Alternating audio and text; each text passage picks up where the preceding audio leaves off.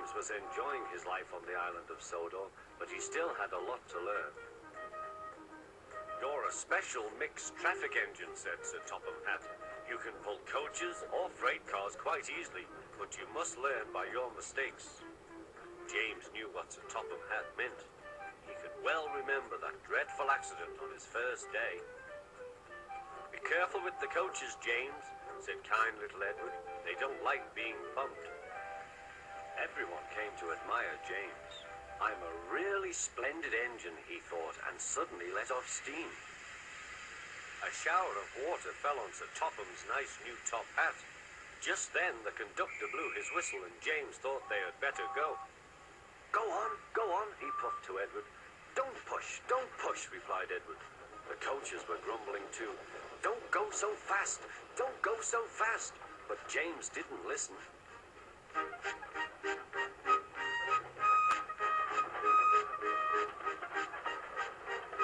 When at last they stopped at the next station, 2 coaches were beyond the platform. They had to go back to let the passengers out. But no one seemed to know about Sir Topham's new hat, so James felt happier. Presently they came to the station where Thomas was waiting with his 2 coaches. "Hello, James," said Thomas. "Feeling better?" "That's right." "Oh, that's my conductor's whistle. I must go. I don't know what Sir Topham Hatt would do without me to run this branch line." And he puffed off importantly. Edward and James passed the field where James had had his accident. The fence was mended and the cows were back again.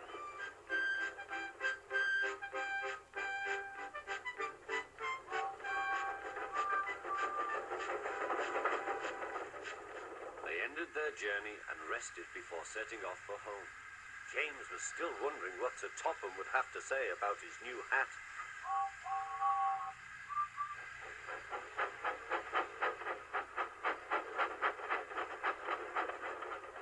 Next morning, he spoke severely to James. "If you can't behave, I shall take away your red coat and have you painted blue." James didn't like that at all. He was very rough with the grumbling coaches as he brought them to the platform. "Don't talk, come on," he called to them. "Gordon never has to fetch his own coaches," he thought to himself, "and he's only painted blue." To make James even more cross, this time no one came near him. "I'll show them," he thought. "They think Gordon is the only engine who can pull coaches."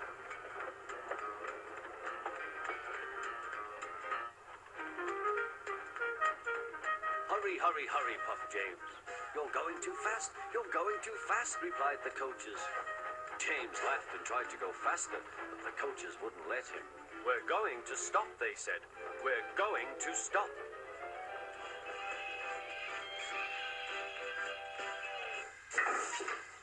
"What's the matter?" James asked his driver. "The brakes are hard on. Leak in the pipe, most likely. You've banged the coaches enough to make a leak in anything. How shall we mend it?" said the conductor. "We'll do it with newspaper and a leather bootlace," replied the driver. "Well, where is the bootlace coming from?" asked the conductor. "Ask the passengers," said the driver. "You have a leather bootlace there, I see, sir," said the conductor to a smartly dressed man. "Please give it to me." "I won't," said the man. "Then," said the conductor, "I'm afraid the train will just stop where it is." The passengers all said what a bad railway it was. Then they told the man how bad he was instead. Everyone was very cross. At last he handed his laces over. The driver tied a pad of newspaper tightly round the hole in the brake pipe, and James was able to pull the train.